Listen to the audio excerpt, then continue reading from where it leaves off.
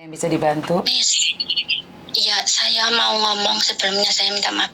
Kemarin malam itu sebelum subuh jam 2 saya telepon itu bukan telepon, chat DM ke IG-nya Mas Uya Kuya.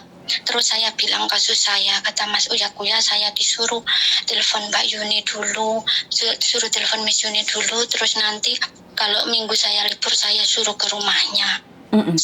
Saya cerita dari awal dulu ya. Tapi kamu tahu kan, kamu cerita ini masuk YouTube sama di Facebook. Jadi hati-hati, jangan pernah menyebut nama siapapun termasuk namamu sendiri. Karena saya tidak ingin setelah viral kalian minta take down. Kenapa sayang? Ya, sebelumnya saya sudah searching YouTube Miss Yuni dan saya cari tahu kan. Terus dari situ saya mengerti. Maka dari itu saya pengen ngomong. Sebelum saya memutuskan ngomong, saya sudah pikir panjang risiko yang akan saya dapat setelah saya ngomong itu apa. Pasti ada hujatan, cacian, makian, dan dihakimi oleh orang-orang yang tidak mengerti dan tidak memahami. Oke. Itu yang saya pikirkan. Pertama gini ya, saya cerita runtut dari awal ya Miss. Siap. Kenapa saya? Pertama, tahun 2020 saya kenal seseorang. Saya kenal itu lewat di Facebook curhatan BMI Hongkong 2017. Di situ saya kenal orang lewat Facebook. Dia bermoduskan benerin Facebook lah, terus itu WA yang bobol WA lah begitu. Dan dia ngaku ke saya kalau dia itu duda beranak satu. Dan pertama kenal dia ngakunya orang Jogja. Setelah kenal dia itu bilangnya kerja di perusahaan IT dan dia dapat masalah proyeknya. Di situ dia minjem uang ke saya selama kurang lebih dari kenal itu ya sampai 4 bulan itu dia minjem 15 juta Miss, dengan alasan dia kena masalah harus ngadepi sidang lah, proses hukum. ATM-nya itu disita sama polisi, dibuat barang bukti di pengadilan, dan uangnya belum cair, dia juga harus nyewa pengacara gitu awal mulanya. Dan setelah itu kami lebih dekat. Saya juga dengan bodohnya saya akui di situ kesalahan saya juga banyak. Saya mudah percaya dengan orang asing yang baru saya kenal dan saya nggak tahu kenapa kok nurut saja. Dari situ saya mulai curiga, kenapa ini orang kok duit mulu ke saya. Dan dari situ saya selidiki. Setelah itu dia makin gede Miss, dia nyuruh gadein saya paspor, dia suruh saya utang ke bank, dan akhirnya duit saya di dia itu sekitar 30 juta yang ada kwitansinya itu. Terus yang lainnya itu sudah nggak tahu, saya hilang kwitansinya, yang ada kwitansinya yang tersisa bukti-bukti saya sekitar 30 apa 28 gitu. Dan dari situ saya curiga, kenapa ini orang seperti ini. Pertama kenal, dia mengenalkan seorang wanita itu dia bilang adiknya. Dari situ saya nggak percaya kalau ini adiknya. Setiap kali dia telepon saya ada suara wanita dan anak kecil nangis. Terus si wanita itu ngaku ke saya juga adiknya. Dia juga komunikasi sama saya, telepon sama saya tahu. Soalnya modusnya dia kan ngajak saya serius, ngajak hubungan yang lebih lanjut gitu. Dan saya di sini selama hidup sendiri selama kurang lebih 11 tahun lebih itu saya nggak pernah masalah seperti ini. Saya di Hongkong juga sudah lama nggak pernah masalah seperti ini. Miss, ini pertama kali dalam hidup saya dapat ujian dan dapat masalah seperti ini. Pembelajaran sangat berat banget buat saya dan berarti. Dan saya jadikan pembelajaran jangan sampai terulang. Dan jangan sampai ada wanita-wanita lain di luar sana yang mengalami apa yang saya alami. Itu tujuan saya. Dan di situ saya selidiki Miss, ini wanita siapa. Terus saya kirim itu atas nama si laki-laki dan atas nama si wanita itu tersebut itu. Dia ngakunya itu kan rumahnya Jogja. Di Jogja saya suruh teman saya nyelidiki rumah di alamat itu. Dia ngasih saya KTP palsu, surat cerai palsu, kakak palsu, semua bukti ada Miss di saya. Dan alamat itu diselidiki, alamat itu ada. Tapi nama dengan nama laki-laki itu tidak ada Miss. Terus dia ngelak lagi ke saya. Dia bilang dia nggak di situ alamat yang lainnya. Saya suruh lagi orang itu datengin alamat itu. Alamatnya ada, orangnya nggak ada juga. Terus dari situ saya berpikir terus, apa ini saya ditipu, apa saya dipermainkan, apa modusnya ini orang. Dari situ, dari rekening yang saya transfer atas nama dia dan istrinya itu tadi kan, ada namanya kan. Saya minta teman saya yang di Indonesia yang bekerja di BRI, tolong selidiki Mas. Saya minta tolong alamat ini di mana, sebenarnya ini di mana alamatnya. Dari situ saya tahu alamat sebenarnya dia di mana. Dan saya suruh teman saya yang dulu di Indonesia, sekarang dia sudah ada di Hong Kong, suruh selidiki dan datangin alamat itu. Benar alamat itu ada, ketemu juga orangnya. Dan dari situ tetangga-tetangganya juga bilang dia punya istri, Miss. Istri pertamanya belum cerai secara sah. Istri pertamanya orang, saya sebut ya, nggak sebut nama tapi sebut daerah, orang Karawang. Dia punya anak satu dengan istri pertamanya itu, belum cerai secara sah. Dan dia nikah dengan istri keduanya, punya anak 2. Orang yang daerah sama dengan dia tinggal sekarang. Tapi istri keduanya ini yang saya tahu, dia tahu si laki-laki ini minjemin duit ke saya begitu banyak, dan dia tahu laki-laki ini deketin saya dengan modus ngajak serius, ngajak apa, memalsukan statusnya, memalsukan alamatnya. Si wanita ini tahu. Dan lanjut lagi teman saya kan ke situ, ke rumah orang tuanya, dan orang tuanya yang perempuan bilang begini, dia nggak mau ngurus anaknya. Kalau saya nyuruh orang ke sana, maka akan diusir dan nggak mau tahu. Dia bilang begitu di telepon. Kan teman saya ke situ, saya telepon dia dan dia sampaikan HP saya ke orang tuanya. Dia bilang begitu. Saya ceritakan runtut semuanya, demi Allah, demi Rasulullah, demi keluarga saya. Terus si orang tuanya bilang nggak mau tahu masalahnya. Terus saya ke rumah mertuani itu, suruh teman saya ke rumah mertuani, saya suruh datangin dan ceritakan semua nih. Si mertuani bilang emang dia nggak tahu kerjaannya itu, si mantunya itu apa, dan dia nikah sama anaknya juga nikah siri. Sampai sekarang dia punya 2 anak itu juga belum ada akenya karena belum resmi bercerai dengan istri yang nomor pertama. Terus berlanjut lagi, Miss. Oke lah kalau kamu punya istri. Dia punya istri ngakunya karena apa? Karena saya tahu alamatnya. Setahun belakangan saya nggak komunikasi sama dia, itu karena saya sudah tahu dia punya istri, dan saya meminta oke, kita selesaikan baik-baik masalah kita. Aku kenal kamu baik-baik, kamu datang di hidupku, bukan aku yang mengetuk hidupmu. Kamu yang datang ke hidupku, kamu yang mengetuk hidupku. Kamu yang bilang kalau kamu statusmu single, dari awal kamu bohong tentang alamat, tentang apapun itu. Kamu punya sangkutan sama saya sudah mau kamu suruh utang-utang, saya sudah mau kamu suruh apapun itu. Kalau kamu nggak bisa balikin full, balikinlah. Kamu bayar berapa kali, saya juga nerima untuk bayar utang-utang saya yang di sini kan, Miss. Dan saya disuruh utang dia. Tapi sampai sekarang sudah hampir 3 tahun nggak ada sama sekali, Miss, duit itu. Terus di situ ada anak Taiwan. Sebelum saya kenal sama dia, dia kenal sama TKW Taiwan. Kenal TKW Taiwan juga sama modusnya, dia ngakunya duda, tapi gak ngaku punya anak.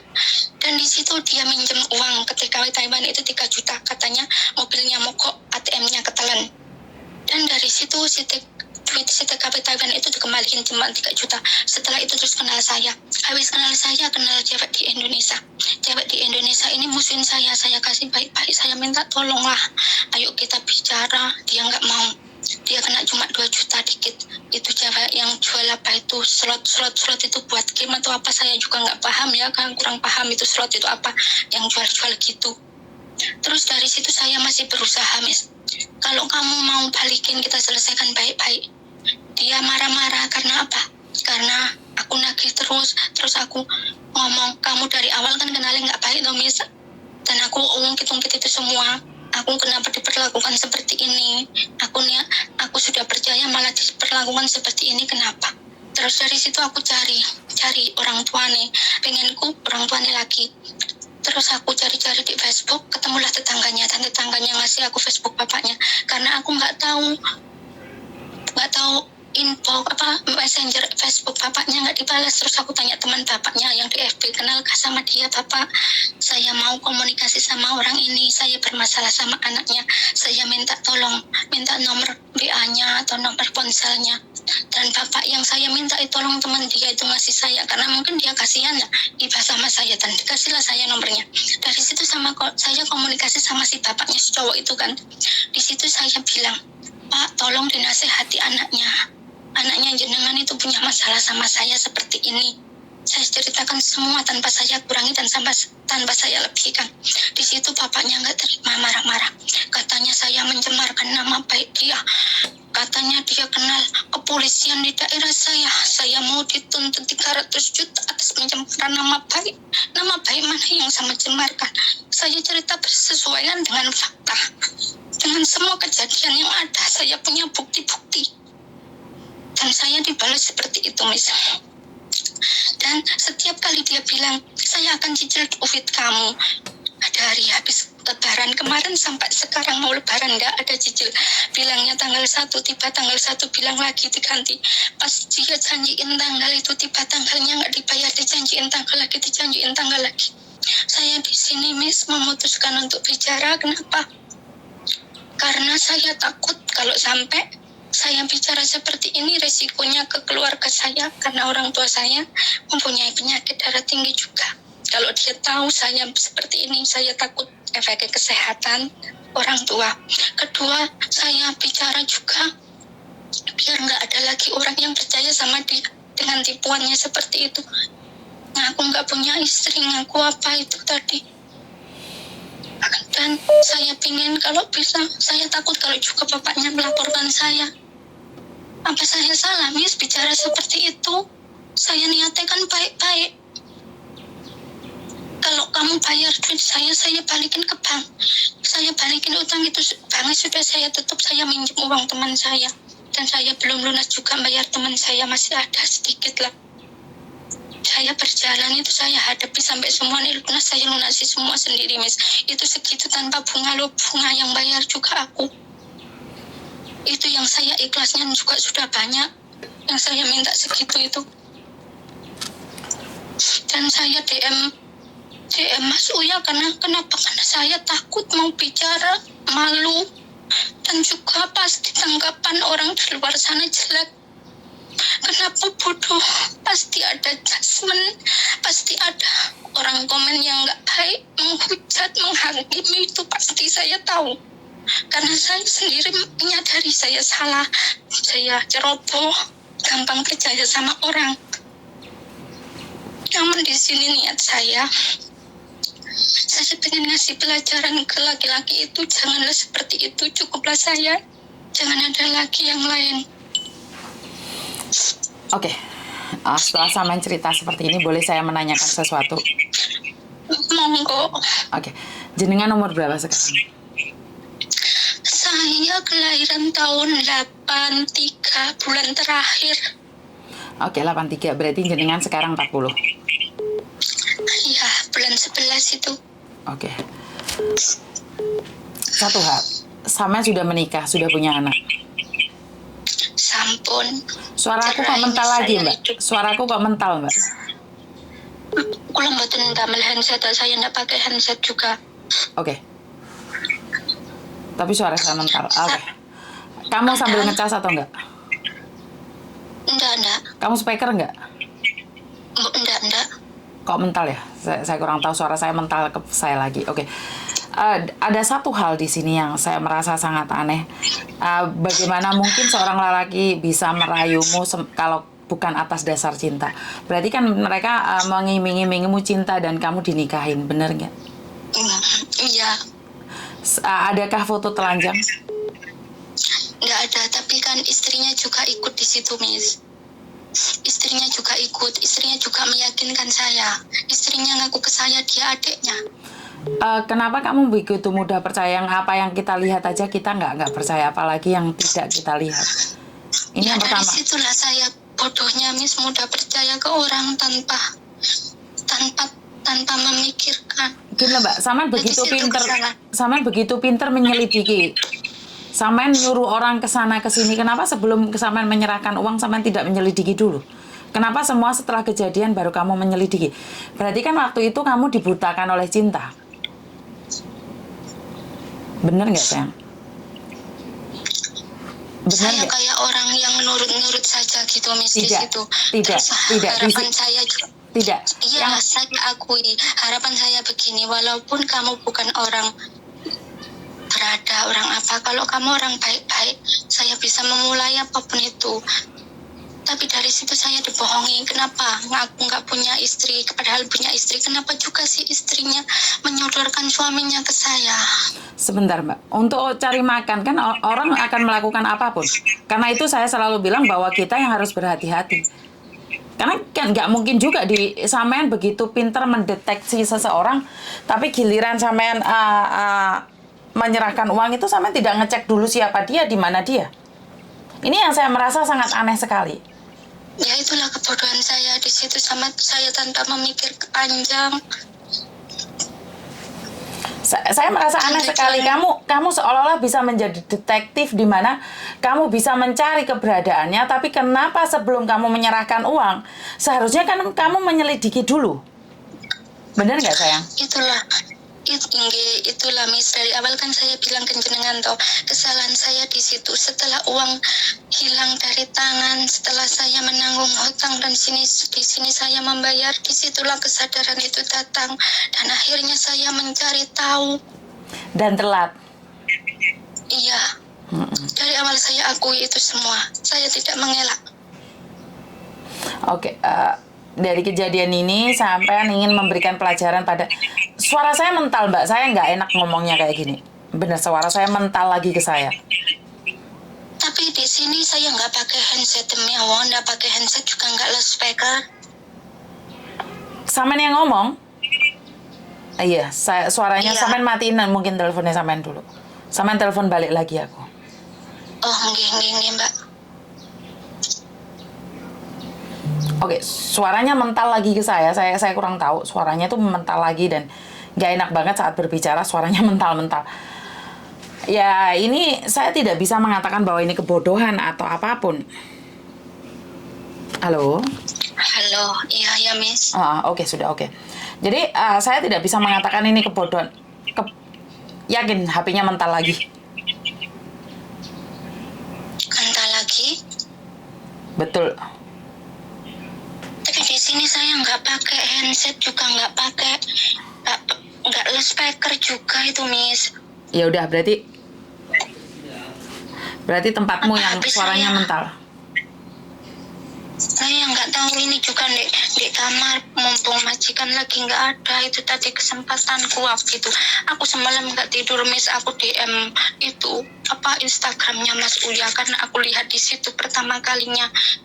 Terus aku disuruh calling Miss Yuni, dan kalau minggu libur disuruh ke Miss Yuni. Mas itu timnya si Uya bilang bisa podcast gitu. Tujuanku bisa itu orang dikasih pelajaran yang nggak ada, biar ada efek jerah juga gitu. Oke.